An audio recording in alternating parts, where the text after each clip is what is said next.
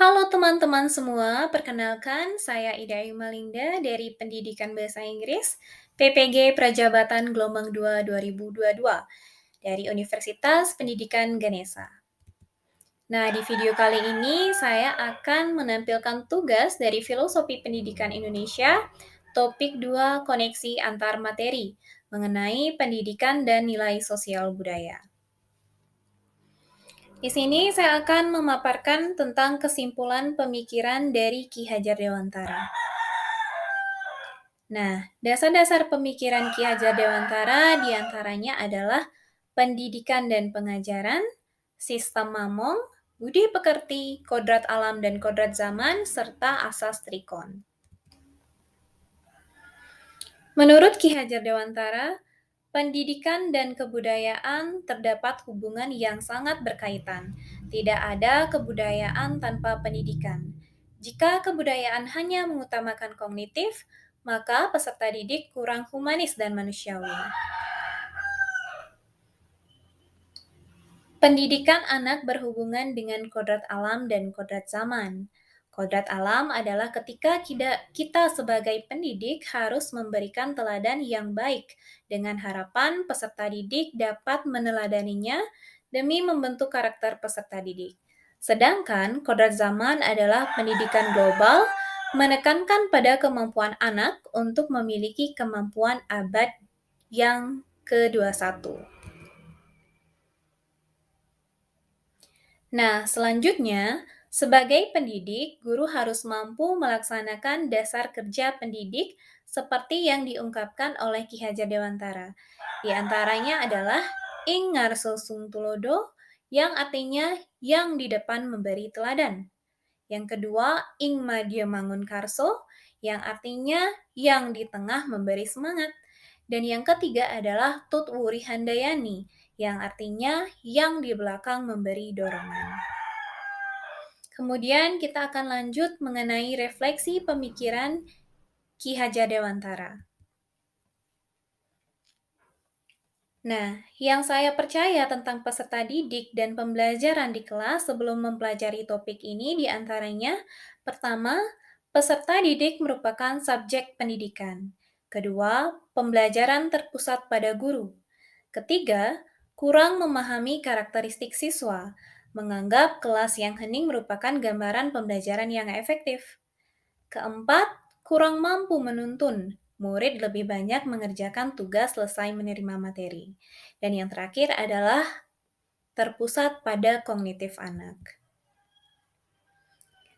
Namun, setelah mempelajari topik ini, hal yang berubah dari pemikiran saya adalah pertama, peserta didik merupakan subjek dalam proses pembelajaran, bukan hanya sekadar objek.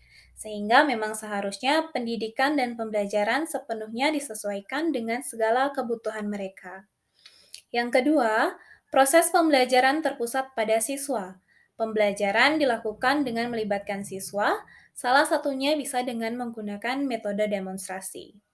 Yang ketiga, pendidik harus mampu menciptakan pembelajaran yang menyeluruh, yakni sesuai dengan ranah afektif, kognitif, psikomotor, spiritual, dan sosial. Selanjutnya yang keempat, memahami karakter siswa. Menghargai berbagai karakter siswa yang beragam, di antaranya yaitu gaya belajar siswa, minat, dan bakat, serta memberi kebebasan pada siswa dalam menyelesaikan tugas sesuai kreativitasnya.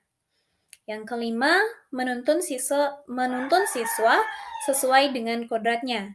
Menuntun dalam mengembangkan potensi, minat, dan bakat siswa yang disesuaikan dengan kekuatan kodrat alam dan kodrat zamannya. Dan yang terakhir adalah pendidik harus mampu menciptakan pembelajaran yang menyeluruh, yakni sesuai dengan ranah afektif, kognitif, psikomotor, spiritual, dan sosial. Nah, yang segera saya lakukan lebih baik agar kelas saya mencerminkan pemikiran Ki Hajar Dewantara, diantaranya yaitu pertama, membuat kesepakatan kelas. Membuat kesepakatan kelas bersama siswa sebagai bentuk komitmen dalam menerapkan Merdeka Belajar sesuai dengan profil pelajar Pancasila. Untuk yang kedua, yaitu menerapkan pembelajaran yang terpusat pada siswa. Menerapkan pembelajaran yang terpusat pada siswa dengan melibatkannya dengan turut aktif dalam proses pembelajaran, sehingga terjalan kolaborasi dan terciptanya suasana yang menyenangkan. Yang ketiga, yaitu menuntun siswa sesuai dengan kodratnya. Menuntun dalam mengembangkan potensi,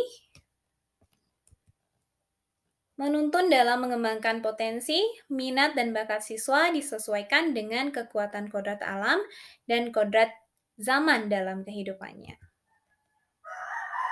Yang terakhir adalah pembelajaran disesuaikan dengan profil pelajar Pancasila. Proses pembelajaran tidak hanya terfokus pada ketercapaian KKM dengan mengutamakan perkembangan kognitif peserta didik saja, namun melainkan ada berbagai aspek yang harus dikembangkan, yakni afektif, psikomotor, spiritual, dan sosial. Lalu, kesimpulan dari kegiatan ini adalah peran sebagai pendidik adalah menuntut siswa disesuaikan dengan kodrat alam dan kodrat zaman di kehidupannya. Melaksanakan proses pembelajaran yang berpusat pada siswa. Pendidik adalah sejatinya berhamba pada murid. Memberi kebebasan pada siswa dalam menyelesaikan tugas sesuai dengan kreativitasnya. Baik, terima kasih teman-teman. Sekian presentasi dari saya. Terima kasih.